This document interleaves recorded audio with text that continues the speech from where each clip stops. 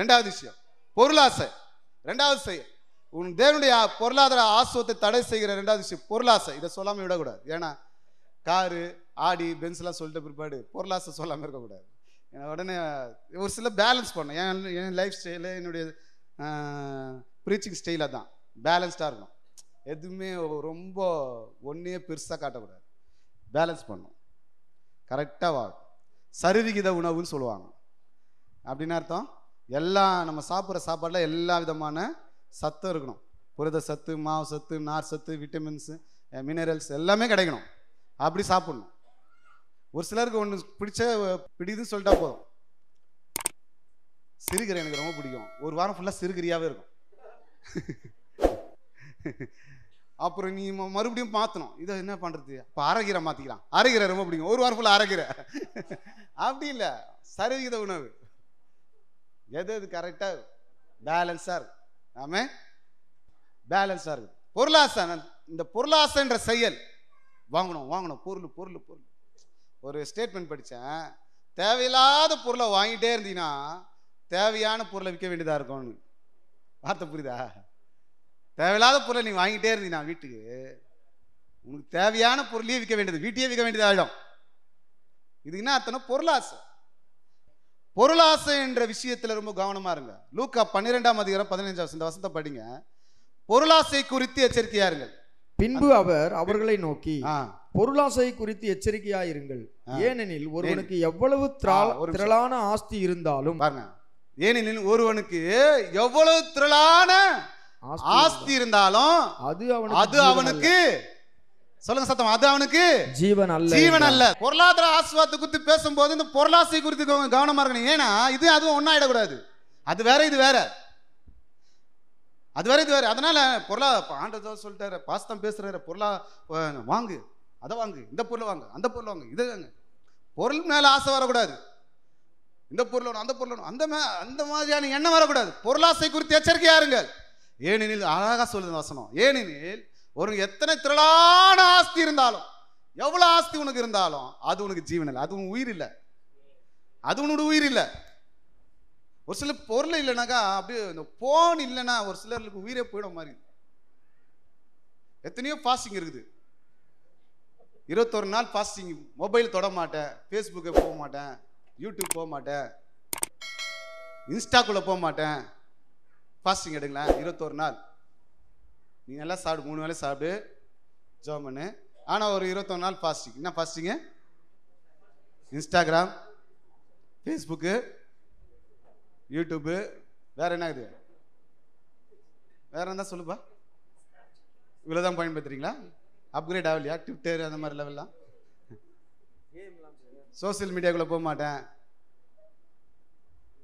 21 நாள் செல்ஃபி எடுக்க மாட்டேன். இன்னைக்கு இருக்கிற மோகமா தானே, எங்கே போனாலும் செல்ஃபி. ஒருத்தர் என்ன பண்ணிக்கிறாரு, நல்லா அழகாக அந்த டேம் பார்த்துனே இருந்துட்டு குழந்தை தூக்கி உட்கார வச்சுக்கிட்டு செல்ஃபி எடுத்து குழந்தைக்கு வந்துச்சு. செல்ஃபி செல்ஃபி மோகம். எது பார்த்தாலும் செல்ஃபி. நம்ம அம்மாங்க என்ன சொல்றது தெரியல, கிச்சனில் போனோடனே தாளிக்கிறது கூட செல்ஃபி எடுத்துருக்குது. அதை எடுத்து என்ன பண்ண போறா? என்ன பண்ண போறேங்க? தாளிக்கிறது என்ன பண்ணுமா? செல்ஃபி எடுத்து ஓ மறந்துடுறாங்களாம் ஏதோ போட்டேன்னு. அதெல்லாம் செல்ஃபி மோகம் இன்னைக்கு அதிகமாயிடுச்சு. ஃபாஸ்டிங் இதில் எடுங்க. பொருளாசை, இது வேணும், அது வேணும், இது வேணும். நல்லா ஏமாறுத்து சகோதரிகள் தான் விதவிதமாக பொருளை காட்டுறாங்க. விதவிதமாக பொருளை காட்டுவாங்க. ஒரு சில சேனல்லாம் பார்த்தீங்கன்னா விதவிதமாக பொருளை காட்டுவாங்க. பாருங்கள், அப்படி திரும்பினோடனே அப்படியே உங்கள் வீட்டில் இருக்கிறது தான் இருக்காங்க. அப்படி பாருங்கள், அப்படியே அப்படியே டிசைன் டிசைன் அடிக்க வைப்போம் உங்களுக்கு கண்ணை கவர்றதுக்காகவே. பாருங்கள், ஜஸ்ட் 3999 ரூபா மட்டுமே. என்ன அர்த்தம்? 1 ரூபா கொடுத்தா 4000 ரூபா. இதை கேட்டு ஒரு அம்மா 4000 கொடுத்து பாத்திரத்தை வாங்கி வச்சு என்ன பண்ண போறோம்? வேஸ்ட். பொருளாசை ஈர்க்கும், ஈர்க்கும். பொருளாசை குத்தி எச்சரிக்கையாங்க. அதான் நான் சொன்னேன்ல, கர்த்தரை ஆஸ்வதிக்கணும். எதுவாக இருந்தாலும் ஜெபம் பண்ண ஆண்டவர்கிட்ட. ஆண்டவரே இந்த ஆஸ்வதம் தேவையா? போன் வேணுமா? ஜெபம் பண்ணு. ஆண்டவரே போன் வேணும். எப்படிப்பட்ட போன் வேணும்னு ஜெபம் பண்ணு. எதுக்கு போன் வேணும்னு ஜெபம் பண்ணு. எனக்கு ஐஃபோன் வேணும், ஆப்பிள் வேணும். ஆப்பிள் வாங்கி என்ன பண்ண போகிறேன்? நான் பார்த்தேன், நான் அனுபவத்தை சொல்கிறேன். எல்லா வகையான மாடல்லையும் நான் யூஸ் பண்ணிட்டேன். கர்த்தருக்கு மகிமை உண்டாகட்டும். பெருமைக்கு சொல்ல. அந்த காலத்தில் இந்த ஆர்பிஜி செல்லுலன்னு சொல்லுவாங்க, இவ்வளோ பெருசு, வாக்கி டாக்கி மாதிரியே இருக்கும் பெருசாக, இவ்வளோ பெருசு ஏரியல் வரும், அதில் ஆண்டனா வரும் மேலே, அதை வச்சு சுற்றி நின்றேன். என் ஃப்ரெண்டெல்லாம் வந்து வாங்கி ஹலோ ஹலோ ஓவர் பிரபு வரணும் அந்த மாதிரி கிண்டல் பண்ண காலத்துலேயும் யூஸ் பண்ணிக்கிறேன். நான் வாங்கலை, ஆஃபீஸில் வாங்கி கொடுத்தாங்க. அதனால் அது வாங்கி எப்பவுமே வச்சுருப்போம்னா அது பேஜர். இங்கே ஒன்று நிறைய எல்லாம் யூஸ் பண்ணியிருக்கேன். அப்புறம் இது என்னது, நம்ம ரிலையன்ஸ் வந்து புரட்சி போனோம், நிறைய மொபைல், சின்ன சின்ன மொபைல் இப்படி ஓப்பன் பண்ணுறது, அப்படியே இது நிறைய விஷயம், எல்லா மொபைலும் யூஸ் பண்ணிட்டேன். இந்த நோக்கியான்னு ஒரு மொபைல் பார்த்தோம் பாருங்களா, அது ஈடு எதுவும் வரலங்க. இப்போ ஐஃபோனும் யூஸ் பண்ணிட்டேன், வேஸ்ட். ஒரு மணி நேரத்துக்கு உடனே சார்ஜ் போயிடுது. எது சொல்கிறேன்னா, வாழ்க்கையில் எந்த பொருள் வேணும்னு ஜெபம் பண்ணு, கர்த்தர் தருவார்.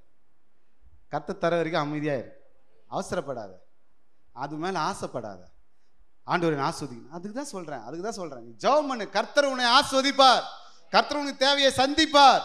பொருளாசைக்கு இடம் கொடுத்து பொருள் மேலே பொருளை வாங்கினே இருக்காத. ஏன்னா எவ்வளோ பொருள் உன் கையில் இருந்தாலும் அது உனக்கு உயிர் இல்லை, அது உன்னுடைய ஜீவன் அல்ல. ஆமென். நீதிமொழிகள் 15:20, பொருளாசைக்காரன் வீட்டை கலைக்கிறான், தான் குடும்பத்தையே கலைக்கிறான். பொருளாசைக்காரத்த குடும்பத்தையே. இன்னைக்கு குடும்பத்தில் நிறைய பெரிய சண்டை, பிரச்சனை, போராட்டம். ஏன்?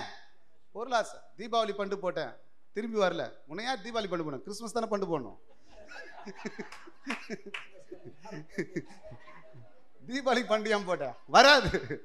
ஆண்டவரே வாபஸ் பண்ணுங்க பாஸ்டர். வரோம் பயந்துடாதீங்க. ஏதோ ஒரு சிக்கனும் பண்ணி ஏதோ பண்ணுகிறீங்க, சந்தோஷம். தேவையில்லாத விஷயத்தில் இன்வெஸ்ட் பண்ணி, தேவையில்லாத ஆளை நம்பி, தேவையில்லாத பணத்தை போட்டு அது கிடைக்காத போது மனசு நிம்மதி இல்லாமல் போகுது. குடும்பத்திலேயே கலக்கம் பெரிய விஷயம். ஆமே. ஸோ பொருளாசைக்கு இடம் கொடுக்காது. பொருளாசை தேவனுடைய பொருளாதார ஆசோதத்தை தடை செய்யும். பொருளாதார ஆசோதம் வேற, பொருளாசை வேற. நல்லா கவனிங்க, பொருளாதார ஆசோதம் வேற, பொருளாசை வேற. பொருளாசைன்றது இந்த உலகத்தில் இருக்கிறவங்களுக்கு, உலகத்தில் எத்தனை வீடு இருந்தாலும் பத்தாது, உலகத்தில் எத்தனை கார் இருந்தாலும் பத்தாது, உலகத்தில் எத்தனை ட்ரெஸ் இருந்தாலும் பத்தாது, உலகத்துக்கு எத்தனை விதமான கம்பல் நகை இருந்தாலும் பத்தாது. அது வேணும் வேணும் வேணும்னுவா. தேவ பிள்ளைங்களுக்கு போதுமான சம்பூர்ணமாக நீ அனுபவிக்கிறதுக்கு சம்பூர்ணமாக தருவார். சம்பூர்ணம் என்னன்னா மன நிறைவாக இருக்கும் எல்லாமே. அந்த அளவுக்கு உங்களை ஆண்டவர் ஆஸ்வதிப்பார். ஹல்லேலூயா. இப்போ பொருளாசை மேலே நம்ம இடம் கொடுக்குறோம். இந்த பொருளாசை நம்முடைய பொருளாதார ஆசீர்வாதத்தை என்ன பண்ணும்? தடைசி. ஆக ரெண்டு விஷயத்த சொல்லியிருக்கிறேன். தேவனை குறித்த வெளிப்பாடு இல்லாத வாழ்க்கை பொருளாதார ஆசீர்வாதத்தை தடை செய்யும். இரண்டாவது, பொருளாசை தேவனுடைய பொருளாதார ஆசீர்வாதத்தை தடை செய்யும். ஸோ பொருளாசைக்கு இடம் கொடுக்காம தேவ சமூகத்தில், ஆண்டவரே உங்களுக்கு ஆசை வருதா, டி நகர் போனாக்கா எல்லா ட்ரெஸ்ஸும் வாங்கி வீட்டு வந்துடலாம்னு, அங்கே இருக்கிற சுடிதார் எல்லாமே உனக்கு அழகாக தான் இருக்கும். இது நான் போட்டு அழகாக இருக்காது, இருக்கும். நான் போட்டு அழகாக இருக்கிறது இருக்கும். இந்த சரி நான் கட்டின அழகாக இருக்கிறது இருக்கும். எல்லாமே அழகாக தான் இருக்கும். எல்லாம் அழகாக தான் இருக்கும். இந்த மாதிரிலாம் கட்டி கட்டி பார்த்து ஒரு சிலர் அங்கே அழகாக இருந்தது, இங்கே அழகா இல்லை. அது பொம்மைக்கு போட்டதுனால அழகாக இருந்தது. நீ புரிஞ்சுக்க மாட்ட. தேவையில்லாத விஷயத்துக்கு இடம் கொடுக்குறாரு. ஒரு நல்ல ஊழியக்காரர் சொன்னார், நீ பணத்தை சரியாக பயன்படுத்தணும்னு தீர்மானம் பண்ணினா, அந்த மாதிரி பர்ச்சேஸ் போகும்போது ஏடிஎம் கார்டு, டெபிட் கார்டு, எங்கெல்லாம் பணம் இருந்தோ அதெல்லாம் வீட்டில் வச்சுட்டு எவ்வளோ தேவையோ அவ்வளோ மட்டும் எடுத்துருப்போம். அப்போ போகும்போது உனக்கு என்ன வரும் தெரியுமா? பைசா இல்லையே அப்படின்னு என்ன வரும்? இப்போ மட்டும் என்ன பாஸ்டர் அப்படி தான் எடுத்துன்னு போகிறாங்க பாஸ்டர், போகும்போது பைசா இல்லையா தான் சொல்கிறாங்க. பொதுவாக சொல்கிறேன், நல்லது. இதெல்லாம் ஆரோக்கியமான வாழ்க்கைக்கு அடையாளம். ஆஸ்வாதமாக இருக்கும். நீ நல்லா வாழணும்னு ஆசைப்பட்றேன். ஆமே. தேவையில்லாத பொருள் வாங்கிட்டு வீட்டில் ரொப்பி வீடை ஃபுல்லாக நிரப்பிட்டு நம்ம உள்ளே உட்கார முடியாமல் கஷ்டப்படுறதை விட, இருக்கிற வீட்டுக்கு என்ன பொருள் வேணுமோ அதை மட்டும் வாங்கி வச்சுட்டு சந்தோஷமாக தூங்குவோமே. கட்டில் போட வீடுக்கு வசதி இருந்தால் கட்டில் வாங்கி நல்லா தேக்கு மரத்தில் போடு, தப்பு கிடையாது. அங்கே சோஃபா வைக்கிறதுக்கு முடியாத போது நீ எதுக்கு டீ கூடு கட்டில் வாங்கணும்? எதுக்கு ஏன் அது இஎம்ஐ 50,000 30,000 60,000 வாங்கி போட்டு கஷ்டப்படணும்? வேணாம். கடவுள் ஜெபம் பண்ணுங்க, ஆண்டவர் நானும் தருவார். ஆண்டவரே என் செயல்கள் எல்லாமே உமக்கு பிரியமாக இருக்கட்டும். தாவீது சொன்னானே, எல்லாம் இடத்துலேருந்து வந்தது, நீங்கள் தான் ஐஸ்வர்யத்தையும் கனத்தை தரீங்க, மனப்பூர்வமாய் கொடுக்குற அளவுக்கு திராணியை கொடுத்தது நீங்கள் தான் ஆண்டவர். இந்த அளவுக்கு என் வாழ்க்கையை மாற்றிருக்கிறீங்க. அப்படியே நானும் சொல்லணும் ஆண்டவரே, என்னுடைய வாழ்க்கையில, என்னுடைய ஆண்டவரே இறுதி நாட்கள்ல என் வாழ்க்கை முடிவு இப்படியா இருக்கணும் நானும் சொல்லணும். ஆண்டவரே, ஆண்டவரே என்னை இப்படியா ஆஸ்வதிச்சிருக்கிறீங்களே, இந்த அளவுக்கு ஏராளமாய் தாராளமாய் அதிகமாய் அநேகருக்கு ஆஸ்வதமாக வச்சிருக்கிறீங்களே, ஸ்தோத்திர ஆண்டவரேன்னு சொல்லணும்ப்பா. அப்படியா என் வாழ்க்கையை மாற்றுங்க, ஒப்பு கொடுக்குறோம்ப்பான்னு சொல்லி அர்ப்பணிக்கலாமா? தேவனை குறித்த வெளிப்பாடை பெற்றுக்கொள்ளுங்க. தேவனை குறித்த வெளிப்பாடு உன் வாழ்க்கையை ஆஸ்வதமாய் நடத்தும். தேவனை குறித்த வெளிப்பாடு உன் வாழ்க்கை தேவனுடைய பொருளாதார ஆஸ்வத்துக்கு நேராய் நடத்தும். தேவனை குறித்த வெளிப்பாடு உன்னை பிரமிப்பு உண்டாகும்படி செய்யும். தேவனை குறித்த வெளிப்பாடு உனக்கு தேவை. தேவனை குறித்த வெளிப்பாடை பெற்றுக்கொள்ள வேண்டுமானால் தினந்தோறும் தேவ சமூகத்தில் காத்துருங்க. ஒரு வார்த்தை என்னோட பேசுங்க ஆண்டவரேன்னு சொல்லிட்டு போங்க. ஆண்டவர் ஒரு வார்த்தை சொல்லுவார். அந்த நாளில் ரொம்ப எளிமையாக சொல்கிறேன், ஒவ்வொரு நாளுக்கு ஒரு நீதிமொழி அதிகாரத்தையாச்சும் படிங்க. தினந்தோறும் 31 நீதிமொழி அதிகாரம் இருக்குது. தினந்தோறும் ஒரு அதிகாரத்தை படித்து ஒரு வார்த்தையை ஆண்ட சமூகத்தில் கேளுங்க. ஆண்டவரே ஒரு வார்த்தை சொல்லுங்கன்னு அந்த வார்த்தையை ஜெபம் பண்ணுங்க. அந்த நாள் முழுமையாக உங்களை ஆண்டவர் ஆசீர்வதிப்பார். அந்த நாளில் உங்கள் மகிமையான வாழ்க்கை இருக்கும். பிரியமானவங்களே, பரிதாபமாக வாழ வேண்டியது ஆண்டு சித்தம் இல்லை. கௌரவமா, மதிப்பா, மரியாதையா, அற்புதமாக வாழ வேண்டியதுதான் ஆண்டவருடைய சித்தம். நீ சம்பூர்ணமா சாப்பிடணும், நீ சம்பூர்ணமா வாழணும். நீ அனுபவிக்கிறதுக்கு சகல விதமான நன்மைகளை அவர் தரக்கூடியவர். அவர் சர்வ வல்லமை உள்ளவர். அவர் சமூகத்தில் நீ அவர் அண்டிக் கொள்ளு. பொருளாசையை சார்ந்து கொள்ளாத. உலகத்தில் பொருளாசையை சார்ந்து இருக்கிறதுனால பலவிதமான குற்றங்கள், பலவிதமான பாவத்தை செய்கிறாங்க.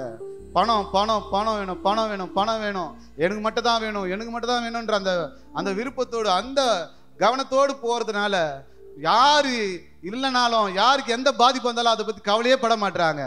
ஆனால் தேவ பிள்ளைங்களே, நம்முடைய வாழ்க்கை அது கிடையாது. நம்ம ஆஸ்வதிப்பு தேவன்.